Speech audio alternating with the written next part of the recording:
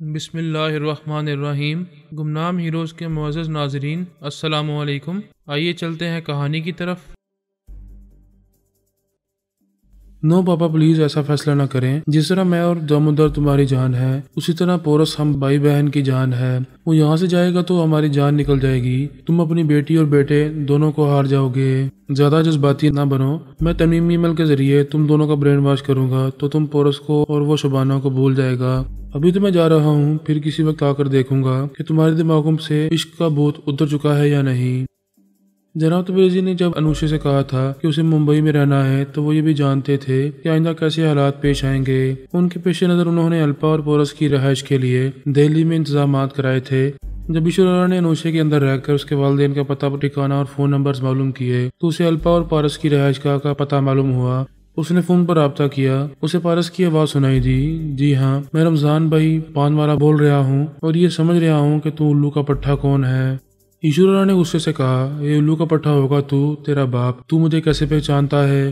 पारस ने लहक कर कहा, अरे कमीने, मैं तो तेरी रग रग को पहचानता हूँ, तेरे पूरे खानदान को जानता हूँ। तेरी बीवी मर चुकी है, तेरी एक बेटी है, एक बेटा है। तू उन जवान बच्चों को छोड़कर पता नहीं कहाँ कहाँ याशी करता फिरता है। ईश्वरा हैरान होकर सोच रहा था कि उस शख्स को उसके बारे में कैसे मालूम हुआ, वो उसकी बेटी और बेटे के बारे में कैसे जानता है। उसे ये भी मालूम है कि वो अपने बच्चों को छोड़कर दूसरी जगह याशी करता फिरता है। पारस की आवाज सुनाई दी, ए तुझे चुप क्यों लग गई? तेरी बोलती क्यों बंद हो गई? अब बोलता क्यों नहीं?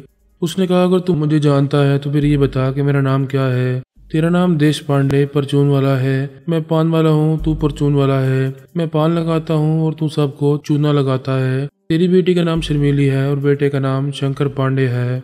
ईश्वरा ने इत्मीनान का सांस लिया। वो कुछ कहना चाहता था, लेकिन पारस ऐसे फर फर बोल रहा था कि उसे बोलने का मौका ही नहीं मिल रहा था। वो कह रहा था, अभी वो बुढ़े मुझसे 5,000 का माल उधार लेकर गया और अब तक 5 रुपए भी अदा नहीं किए।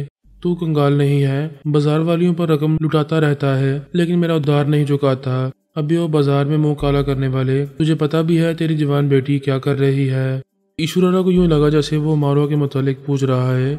पारस की आवाज सुनाई दे रही थी। वो बोल रहा था, उसने मेरे बेटे को फांस लिया है। मेरा बेटा भी उल्लू का पट्टा है, मुझसे लड़ झगड़ कर यहाँ से गया और तेरे घर में जाकर घुस गया। तूने भी उसे मना नहीं किया। अब पता चल रहा है कि अपनी बेटी के साथ फांसने के लिए तूने उसे अपने घर में पनाह दी है। हाई, वो जो कुछ कह रहा था वही ईश्वरा के घर की हिस्ट्री थी। उसने भी अपने घर में पोरस को पनाह दी थी और पोरस उसकी बेटी के जाल में फंस गया था, या बेटी उसके जाल में फंस गई थी। छुरा खरबूजे पर गिरे या खरबूजा छुरे पर, बात तो एक ही है। पारस ने उसे अपनी बातों में इस तरह उलझा दिया था कि वो ख्याल खानी करना भूल गया था। फिर अचानक उसे याद आया। उसने झुंझुला कर कहा, लानत है तुम पर, मुझे क्या करना चाहिए और मैं क्या कर रहा हूँ? ये कहते ही उसने फोन बंद किया और ख्याल खानी की प्रवास करता हुआ पारस के अंदर पहुंच गया। उसके ख्यालात ने बताया कि वो दिल्ली शहर में पान और छालिया का थोक व्यापारी है। उसकी बेटी शुबाना फिल्मी हीरोइन बनने के शौक में घर से भाग गई थी, लेकिन आज ही उसने फोन के जरिए राब्ता किया है और माँ बाप से माफी मांगी है। ये अच्छी खबर सुनाई है कि दामोदर नामी एक नौजवान ने उसके दिमाग से हीरोइन बनने की ख्वाहिश को यकसर मिटा दिया है। ईश्वरा ने उसके अंदर ये सोच पैदा की कि उसे बेटी को अपने पास बुलाना चाहिए। पारस की सोच ने कहा, क्यों बुलाना चाहिए? मेरे दिमाग में ऐसी बात क्यों पैदा हो रही है? ईश्वरा ने फिर उसके सोच में कहा, मैं इसलिए ऐसा सोच रहा हूँ कि एक बेटी का बाप हूँ। अपनी नादान और कमसिन बेटी को इतनी आज़ादी नहीं देनी चाहिए कि वो माँ बाप को छोड़कर एक शहर से दूसरे शहर जाकर रहना शुरू कर दे और फिर वापस आने का नाम न ले। पारस की सोच ने कहा, मेरी बेटी कमसिन है मगर नादान नहीं है। अगर वो हमसे दूर मुंबई शहर में जाकर रहती है तो फिर उसे वहीं रहना चाहिए। दुनिया को देखना और नित नए तजुर्बात हासिल करने चाहिए। उसने पारस को नागवारी से सोचने पर मजबूर किया। नित नए तजुर्बात करने वाली लड़कियां 2 कौड़ी की होकर रह जाती हैं, उनकी इज्जत खाक में मिल जाती है। उसने ज़ेरे लब कहा, आय हाय, हमारी इज्जत अब कहाँ रही? देश पांडे परचून वाले की बेटी ने मेरे बेटे की इज्जत लूट ली। सोचा जाए तो इस तरह उसकी बेटी की इज्जत भी लुट चुकी है। अभी वो देश पांडे परचून वाले, तेरी नाक कट गई है, नहीं कटी है तो अभी उसे काट कर नाली में फेंक दे। ईश्वरा ने झुंझुलाकर उसकी सोच में कहा, मुझे अपनी बेटी के बारे में सोचना चाहिए। वो मुंबई में अकेली है, कोई उसे उठाकर ले जाएगा। पारस की सोच ने कहा, सवाल ही पैदा नहीं होता। मेरी बेटी अगरचे छोटी है मगर मोटी है। उसका वजन 10 मन है। 10 बंदे मिलकर भी उसे नहीं उठा सकेंगे। वो इतनी समझदार है कि कभी अपनी इज्जत पर आंच नहीं आने देगी। जो भी दुश्मन उसके पास आएगा जूते खाकर वापस जाएगा। वो बुरी तरह झुंझला गया था। दिमागी तौर पर अपनी जगह हाजिर होकर सोचने लगा, अजीब पागल का बच्चा है, बड़ी खुशफहमी में मुब्तला है कि वो मुंबई जैसे शहर में तनहा महफूज रहेगी। मैं भी उसके लिए प्रॉब्लम पैदा करूंगा तो बेटी के और बाप के होश उड़ जाएंगे। वैसे ये इत्मीनान हासिल हो गया था कि शबाना जादू नहीं जानती, ना ही कोई जादू जानने वाला उसके पीछे है। उसका बाप तो बिल्कुल ही अहमक है, ना वो किसी का दुश्मन है, ना कोई उससे दुश्मनी करता है। उसने सोचा फिर भी मैं चाहता हूँ वो लड़की यहाँ से अपने घर वापस चली जाए। जब वो दामोदर से दूर हो जाएगी तो रफ्ता रफ्ता बेटे के सर से इश्क का भूत उतर जाएगा, बल्कि मैं तनवीमी अमल के जरिए उसके जहन से शबाना को मिटा दूंगा। ईश्वरा ने मुंबई में कितने ही गुंडों को अपना अलाकार बना रखा था। उसने 2 गुंडों को उस होटल का एड्रेस समझाते हुए हुक्म दिया, वहाँ शबाना नाम की एक लड़की है, उसे उठाकर अपने किसी खुफिया अड्डे में पहुंचा दो। ऐसे वक्त वो चाहता था कि उसका बेटा दामोदर ख्यालखानी के जरिए शबाना से राब्ता न रखे, वरना उसे मालूम हो जाएगा कि वो गुंडे उसकी महबूबा को उठाकर किस खुफिया अड्डे में ले जा रहे हैं। अव्वल तो ये कि दामोदर उसे अगवा होना ही नहीं देगा, टेलीपैथी के जरिए उन मवालियों को भागने पर मजबूर कर देगा। वो बेटे को उसे दूर रखने के लिए उसके अंदर पहुंचा तो पता चला कि बेटा बहुत पहले ही शबाना के पास पहुंचा हुआ है। वो दोनों होटल के डाइनिंग हॉल में थे, हंसते बोलते खा पी रहे थे और मजे से वक्त गुजार रहे थे। एक हंसती खेलती जिंदगी गुजारते वक्त वो ये नहीं सोचता कि उस पर नागहानी आफत आने वाली है। एक बेटा भी ये सोच नहीं सकता था कि बाप उसके लिए मुसीबत बन जाएगा, लेकिन अनुषे को आगाही मिल चुकी थी। वो बातें करने के दौरान उन गुंडों के अंदर जाती थी, फिर वापस आ जाती थी। जब वो दोनों बात करने के लिए होटल के करीब आने लगे तो अनुषे ने गाड़ी ड्राइव करने वाले के जहन को भटका दिया। वो गाड़ी एक हैवी ट्रॉलर से टकरा गई। उसके साथ ही दोनों के दिमाग तरीकी में डूब गए। वो एक बेकसूर बच्ची को अगवा करने वाले थे, मौत उन्हें अगवा करके ले गई। इधर वो बेटे को अनुषे के साथ देखकर गुस्से से बोला, तुम पोरस को अस्पताल पहुंचाने गए थे, यहाँ कैसे आ गए? उसने कहा, पोरस होश में आ गया है, उसे अस्पताल पहुंचाना जरूरी नहीं था, इसलिए मैं इधर चला आया। मैंने मना किया था, तुम्हें मुझसे पूछे बगैर इस लड़की से नहीं मिलना चाहिए। मेरी छठीस कहती है कोई गड़बड़ होने वाली है, और मेरी छठीस कहती है पापा मोहब्बत बढ़ने वाली है। बकवास मत करो, उठो यहाँ से और बंगले में वापस जाओ। वो बड़ी बेबसी से अनुषे को देखते हुए बोला, पापा मुझे घर जाने को कह रहे हैं, मगर मैं तुमसे दूर नहीं होना चाहता। मेरी समझ में नहीं आ रहा है मैं क्या करूं। वो बोली, हम बच्चे हैं, अपने बुजुर्गों का हुक्म मानना हमारा फर्ज है। तुम घर जाओ, हमारे नसीब में मुलाकात होगी तो हम जल्द ही मिलेंगे। वो बोला, देखो पापा ये कितनी अच्छी है, तुम मुझसे दुश्मनी कर रहे हो फिर भी ये तुम्हारी इज्जत कर रही है, मुझे तुम्हारे खिलाफ भड़काने के बजाय नसीहत कर रही है। वो बड़ी बेदली से उठते हुए बोला, शबाना मैं ख्यालखानी के जरिए तुमसे मिलता रहूंगा और पापा को तुम्हारी मुखालफत से बाज रखने की कोशिशें करता रहूंगा। वो वहां से चला गया। ईश्वरा ने सोचा, वो गुंडे कहाँ मर गए, अब तक तो उन्हें यहाँ पहुंच जाना चाहिए था। उसने उनके अंदर पहुंचना चाहा तो सोच की लहरें वापस आ गईं। ये हैरानी हुई कि वो अचानक कैसे मर गए। उसने दूसरे अलाकारों के जरिए मालूम किया।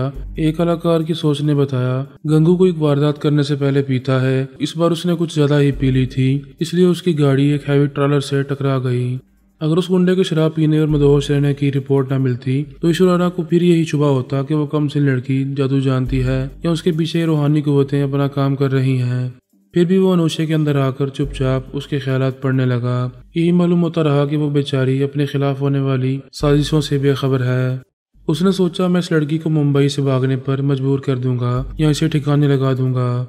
अभी मुझे अपनी बेटी और बेटे से निमटना चाहिए। आसार बता रहे हैं कि मेरे बच्चे इसको मोहब्बत के चक्कर में मेरी नाफरमानी पर उतर आएंगे। इससे पहले ही दोनों का ब्रेन वॉश करना होगा।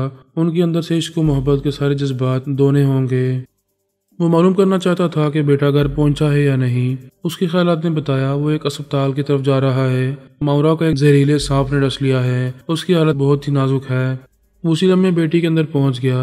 वो बेहोश थी, अपने बारे में कुछ नहीं कह सकती थी। वो दामोदर के पास आ गया। उसकी सोच ने बताया, वो पोरस के साथ घर के लान में टहल रही थी। ऐसी वक्त एक झाड़ी में छुपे हुए सांप ने उसे डस लिया। वो गुस्से से बोला, पोरस बहुत मनहूस है, मैंने हुक्म दिया था कि उसे घर के अंदर ना आने दिया जाए। दामोदर ने कहा, पापा उसे मनहूस ना कहो, उसने मावरा के बदन से सांप का सारा जहर चूस कर उसकी जान बचाई है। यहाँ के डॉक्टर हैरान है कि पोरस ने ऐसे इच्छाधारी सांप का जहर कैसे चूस लिया और ऐसे करने के बाद वो अब तक जिंदा कैसे है। वो लोग नहीं जानते कि मेरी तरह मेरे दोनों बेटे पारस और पोरस भी जहरीले हैं। हमारे अंदर नाग सांप का जहर भी पानी हो जाता है। ईश्वरा बेटे के जरिए डॉक्टर के अंदर पहुंच गया। एक कमरे में पोरस 4 डॉक्टरों के दरमियान बैठा हुआ था। वो सब उससे तरह तरह के सवालात कर रहे थे।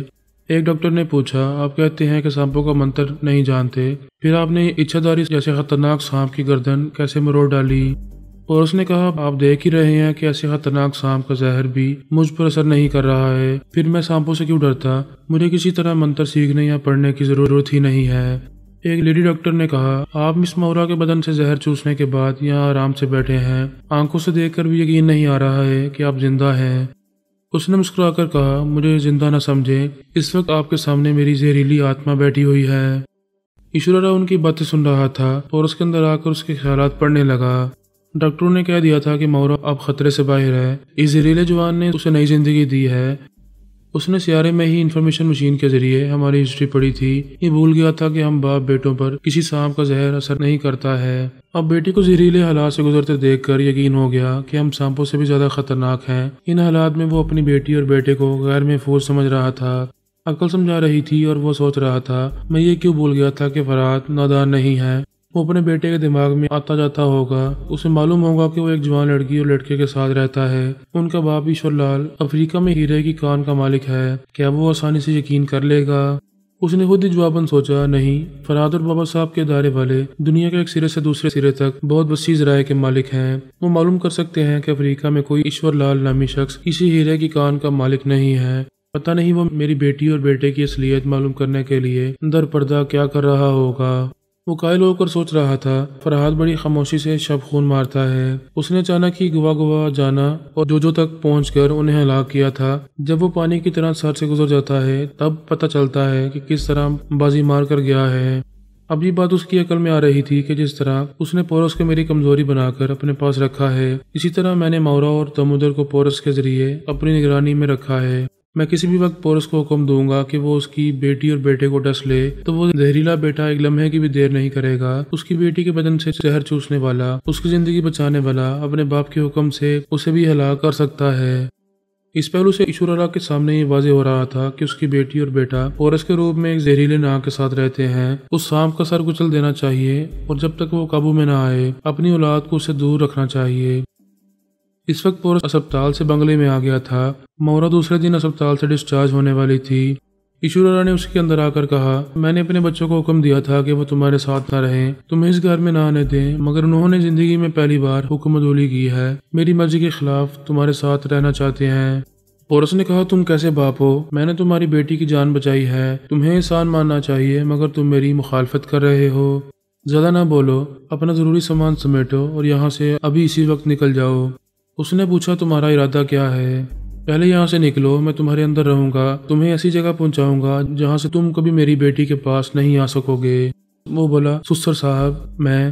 वो डबट कर बोला, खबरदार मुझे सुसर ना कहना वरना। अजीब अहमक इंसान हो, तुम्हारी बेटी मेरी आगोश में खेलती है, यूं खेल ही खेल में तुम मेरे सुसर बन चुके हो, ये भी तुम्हें समझाना होगा। ईश्वरा ने गुस्से में आकर उसके अंदर दलदला पैदा किया।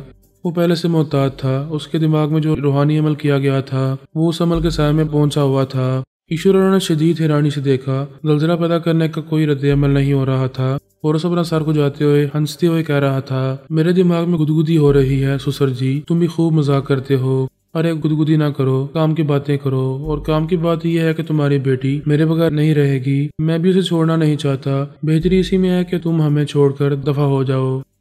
ईश्वरा दिमागी तौर पर अपनी जगह हाजिर हो गया। उसका सर घूम रहा था। अचानक ही ये इंकशाफ हो रहा था कि वो पोरस को अपनी छत के नीचे रखकर मेरे खिलाफ उसे फांस कर खुद बुरी तरह फंस रहा है। उस भगवान के पास दो ही बड़े हथियार थे। उनमें से एक वो गैर मामूली मशीनें थी जो तबाह हो चुकी थी और दूसरा हथियार उसकी टेलीपैथी थी। ये भी बेअसर हो रही थी। वो पोरस के अंदर दलदला पैदा करने में नाकाम रहा था। ये खुशफहमी खत्म हो रही थी कि उसने मेरे बेटे को मामूल और ताबेदार बना रखा है। वो सोच भी नहीं सकता था कि उसके दो बड़े गैर मामूली हथियार यूं बेअसर होकर उसे बिल्कुल ही खोखला कर देंगे। उसने फिर एक बार कोशिश की। पोरस के दिमाग पर पूरी तरह गिरफ्त रखते हुए कहा, मैं हुक्म देता हूँ, फौरन अपना सामान उठाकर यहाँ से निकल जाओ। पोरस ने जवाब नहीं दिया। वो बेड पर सोने जा रहा था। उससे पहले फोन के जरिए मौरा से राब्ता कर रहा था। ईश्वरा ने दूसरी बार गरजते हुए हुक्म दिया, यहाँ से उठो, इस घर से फौरन निकल जाओ। उसे यूं लगा जैसे पोरस का दिमाग एक गुंबद है, वहां उसकी अपनी ही सोच की लहरें गूंज रही थी। अगर ख्यालखोनी की लहरों में तवानाई होती तो वो पोरस को बिस्तर से नीचे गिरा देता, मगर वो ऐसा करने में नाकाम हो रहा था। उधर वो बड़े आराम से मौरा को मुखातिब कर रहा था। हेलो मेरी जान, अभी तुम्हारा बाप मेरे अंदर आया था, मुझे इस घर से और मेरी जिंदगी से निकल जाने को कह रहा था, फिर खुद ही चुप हो गया है। मालूम होता है वो मेरे दिमाग से जा चुका है। वो मौजूद था, हैरानी से उसकी ये बात सुन रहा था कि वो उसे अपने अंदर महसूस नहीं कर रहा है। ये अजीब सी बात थी, वो उसके दिमाग में नहीं था तो फिर कहाँ था। वो दिमागी तौर पर हाजिर होकर सोचने लगा, मैं तो भी इसके अंदर था, फिर मेरी सोच की लहरें उसके दिमाग को गिरफ्त में क्यों नहीं ले रही थी? क्या इसके पीछे रूहानी कुव्वतें कार फरमा हैं? हर पहलू से सोचने और गौर करने के बाद उसे ये तस्लीम करना पड़ा कि मैं अपने बेटे पोरस के जरिए उसके घर में घुस आया हूँ। अब वो मुझे और मेरे बेटे को वहाँ से निकाल नहीं सकेगा। ये उसकी बहुत बड़ी शिकस्त थी। मैं उसकी जान नहीं ले रहा था, मगर उसे लग रहा था आइंदा मैं किसी भी लम्हे में उसकी जान निकाल सकता हूँ। फिलहाल बचाव की एक ही सूरत थी कि वो जल्द से जल्द बेटी और बेटे का ब्रेन वॉश कर दे, उनकी आवाज, लबो लहजा और शख्सियत तब्दील करके बड़ी राजदारी से उन्हें पोरस से दूर कर दे। फिर हम बाप बेटे उन्हें ढूंढ नहीं पाएंगे। ये फैसला करते ही वो मौरा के अंदर पहुंच गया। उसके बदन से जहर निकल चुका था, फिर भी वो नशे की हालत में रहती थी। वो फोन पर पोरस से देर तक बातें न कर सकी। उस पर जहरीला नशा मुसल्लत हुआ तो वो सो गई। ईश्वरा ने बेटी के ख्वाबीदा दिमाग से कहा, मौरा तुम मेरी सोच की लहरों को सुन रही हो? वो नींद में या नशे में मस्त थी। निडाल से लहजे में बोली, कौन है, प्लीज मुझे सोने दो। उसकी हालत ने समझा दिया कि वो ज़हनी तौर पर कमजोर है। उस पर तरमीमी अमल का खातिर हुआ असर नहीं होगा, उसे सुबह तक इंतजार करना होगा। वो उससे आर्जी तौर पर मायूस होकर बेटे के पास आ गया। अनुषा ने रूहानी अमल के जरिए दामोदर के जहन को खुद से मुंसलिक किया था, ताकि ईश्वरा बेटे के अंदर आकर उसकी मुखालफत में कोई कार्रवाई करे तो उसे मालूम हो जाए। वो गहरी नींद में थी। ऐसे ही वक्त उसकी आंख खुल गई। बंद आंखों के पीछे आगाही मिली थी कि दामोदर के साथ कुछ गड़बड़ हो रही है। वो फौरन ही उसके अंदर पहुंच गई। वहाँ ईश्वरा की आवाज सुनाई दे रही थी। वो अपने बेटे से कह रहा था, तुम गहरी नींद में हो मगर मेरी आवाज सुन रहे हो और मेरे ज़ेरे असर आ रहे हो। वो उस पर तरमीमी अमल कर रहा था। ऐसे वक्त बेटे को कहना चाहिए था कि वो अपने आमिल बाप के ज़ेरे असर आ रहा है, लेकिन वो अनुषा की मर्जी के मुताबिक खामोश था। ईश्वरा ने कहा, मैं तुम्हें हुक्म देता हूँ, खामोश ना रहो, जवाब दो, मेरे ज़ेरे असर आ रहे हो। वो इंतजार करने लगा। दामोदर ऐसे खामोश था जैसे बाप की आवाज सुन ना रहा हो। वो डांट कर बोला, दामोदर जवाब दो, क्या तुम्हारा दिमाग मेरी सोच की लहरों को नहीं सुन रहा है? उसकी मुसलसल खामोशी कह रही थी कि उसे या तो सुनाई नहीं दे रहा है या वो उसके दिमाग में पहुंच नहीं पाया है। उसने दिमागी तौर पर हाजिर होकर सोचा, ये कैसे हो सकता है? मैं दामोदर की आवाज और लबो लहजे को अच्छी तरह गिरफ्त में लेकर उसके अंदर पहुंचा था। वो दामोदर का ही दिमाग था, फिर वो मेरी सोच की लहरों को सुन क्यों नहीं रहा है? क्या वो मर गया है? फिर उसने इनकार में सार हिलाते हुए सोचा, नहीं, मैं उसके अंदर रहकर महसूस कर रहा था, वो जिंदा है, सांसें ले रहा है। उसने अपना मोबाइल फोन उठाकर दामोदर के नंबर पंच किए। राब्ता होने पर बेटे की नींद भरी आवाज सुनाई दी, हेलो, कौन है? मैं तुम्हारा बाप बोल रहा हूँ। क्या 2 मिनट पहले तुम मेरी ख्यालखानी के लहरों को नहीं सुन रहे थे? ओह पापा, मैं सो रहा हूँ, तुम दिमाग में आकर बोलोगे तो जरूर सुनूंगा। उसने उसी लम्हे में बेटे के अंदर जाकर पूछा, क्या तुम मेरी आवाज सुन रहे हो? दामोदर चुपचाप फोन कान से लगाए बैठा था और पूछ रहा था, पापा चुप क्यों हो? मेरे अंदर आकर बोलो या फिर फोन पर कुछ कहो। उसने फोन पर आकर कहा, अभी मैं तुम्हारे अंदर बोल रहा था, तुमने मेरी आवाज क्यों नहीं सुनी? ये कैसे हो सकता है? तुम मेरे अंदर आकर बोलोगे तो मैं जरूर सुनूंगा। अच्छा लो सुनो, मैं फिर तुम्हारे अंदर आकर बोलता हूँ। ईश्वरा ने बेटे के दिमाग में आकर उसे मुखातिब किया, मगर दामोदर फोन कान से लगाए खामोश बैठा हुआ था। उसने झुंझुलाकर फोन पर कहा, मैं तुम्हारे अंदर बोलता हूँ, तुम जवाब क्यों नहीं देते? वो हैरानी से बोला, पापा तुम किसके अंदर जाकर बोलते हो? मेरे अंदर क्यों नहीं आते हो? अगर आते हो तो भटक कर कहाँ चले जाते हो? क्या ख्याल खानी भूल गए हो? मेरी सोच की लहरें तुम्हारी आवाज और लबो लहजे को अच्छी तरह गिरफ्त में लेती हैं। मैं पूरे यकीन के साथ तुम्हारे अंदर पहुंचता हूँ। मुझे तुम्हारे दिमाग में अपनी सोच की लहरें सुनाई देती हैं, फिर ये तुम्हें सुनाई क्यों नहीं देती? इस बार बेटे ने उसके दिमाग में पहुंचकर पूछा, क्या मेरी सोच की लहरें सुनाई दे रही हैं? वो जल्दी से बोला, बेशक मैं सुन रहा हूँ। ये अचानक क्या हो गया है? तुम्हारी दिमागी समात बहरी क्यों हो गई है? तुम मुझे क्यों नहीं सुन पा रहे हो? दामोदर ने मशवरा दिया, ऐसा करो, किसी दूसरे के अंदर जाकर बोलो और देखो उसे तुम्हारी आवाज सुनाई दे रही है या नहीं। ठीक है, पहले तुम मेरे अंदर से जाओ। दामोदर चला गया। उसने दिलरुबा की आवाज और लबो लहजे को गिरफ्त में लेकर ख्यालखानी की परवाज की तो वहां पहुंचकर पता चला कि वो गहरी नींद में है। उसने पूछा, दिलरुबा क्या तुम मेरी आवाज सुन रही हो? उसने आंखें खोल दी। उठकर बैठते हुए बोली, हाँ सुन रही हूँ। ये भी समझ रही हूँ कि तुम बेचैनी से मेरा इंतजार कर रहे हो। बस ये रात गुजरते ही सुबह की फ्लाइट से आ रही हूँ। हाँ, मैं यही इत्मीनान करना चाहता था, अब तुम सो जाओ। वो कुछ कहना चाहती थी मगर उसकी मर्जी के मुताबिक बिस्तर पर लेट गई। वो दिमागी तौर पर हाजिर होकर सोचने लगा। मेरी टेलीपैथी की लहरें दुरुस्त सिमत में जाती हैं और ये यकीन से कहता हूँ कि अब तक बेटे के दिमाग में ही पहुँचता रहा हूँ, फिर वो मेरी आवाज़ क्यों नहीं सुन पाता। उसने दोनों हाथों से सर को थाम लिया। आंखें बंद करके खाली ज़हन रहकर सोचने से ये बात समझ में आई। मैं अपने बेटे को फरहाद के बेटे से दूर करने के लिए उसको ब्रेन वॉश करना चाहता था। दूसरे दिन मौरा के साथ भी यही करने वाला हूँ। इस तरह वो दोनों पोरस को भूलकर किसी दूसरे मुल्क में जाकर नए सिरे से नई जिंदगी शुरू करते और दुश्मनों से महफूज रहते। लेकिन मैं अपनी इस प्लानिंग में नाकाम हो रहा हूँ या रूहानी क़ुव्वतें मुझे नाकाम बना रही हैं। हाँ, यही बात है। फरहाद नहीं चाहता कि मैं अपने बच्चों की शख्सियत बदलकर उन्हें पोरस से दूर कर दूँ। दूसरे अल्फाज में वो मेरे बच्चों के जरिए मुझे ट्रैप करना चाहता है। उसके पीछे जो रूहानी कुव्वत है उसने दामोदर और मौरा के दिमागों को इस तरह लॉक किया है कि वो मेरी सोच की लहरों को सुन नहीं पा रहे हैं। क्या ख्यालखानी के जरिए मैं मौरा से भी बातें नहीं कर सकूंगा? क्या उसकी भी शख्सियत तब्दील नहीं कर सकूंगा? उसने दूसरे दिन बेटी के अंदर पहुंचकर उसे मुखातिब किया तो वही हुआ जो पिछली रात बेटे के साथ हुआ था। ये यकीन हो गया कि रूहानियत के जरिए बाप, बेटी और बेटे के दरमियान ख्यालखानी का राब्ता मुनक़ता कर दिया गया है। वो कभी बच्चों से मिलने जाएगा तो जोजो वगैरह की तरह उसे भी मौत के घाट उतार दिया जाएगा। उसने तो कभी सोचा भी नहीं था कि रूहानियत की जानिब से जो रद्द-ए-अमल पेश किया जाएगा वो उसके अंदर खामोश और पुरसुकून होगा। उसे कोई चैलेंज नहीं करेगा, कोई उसे जंग नहीं लड़ेगा और किसी लड़ाई के बगैर ही उसे मात मिलती रहेगी। उसकी समझ में नहीं आ रहा था कि जवाबी हमला किस पर करे। ले देकर एक मैं ही था और मैं भी उसे दिखाई नहीं देता था। मेरा बेटा पोरस उसकी नजरों में था लेकिन वो दूर ही दूर से उस पर हमले नहीं करा सकता था। पोरस के सिलसिले में भी उसकी टेलीपैथी बेअसर हो रही थी। ऐसे बदतरीन हालात में उसे सबसे ज्यादा फिक्र अपने बच्चों की थी। वो किसी भी तरह उन्हें मेरे शिकंजे से निकालकर कहीं दूर भेज देना चाहता था। हालांकि मैंने किसी को शिकंजे में नहीं लिया था। उसे ऐसे बदतरीन हालात से गुजारने वाला मैं नहीं था, मेरी पोती अनुशे थी। फिलहाल ईश्वरल्लाह की अकल यही समझा रही थी कि आत्मशक्ति जानने वाली कायना ही उसके बच्चों को रूहानी कुव्वतों की गिरफ्त से निकाल सकेगी।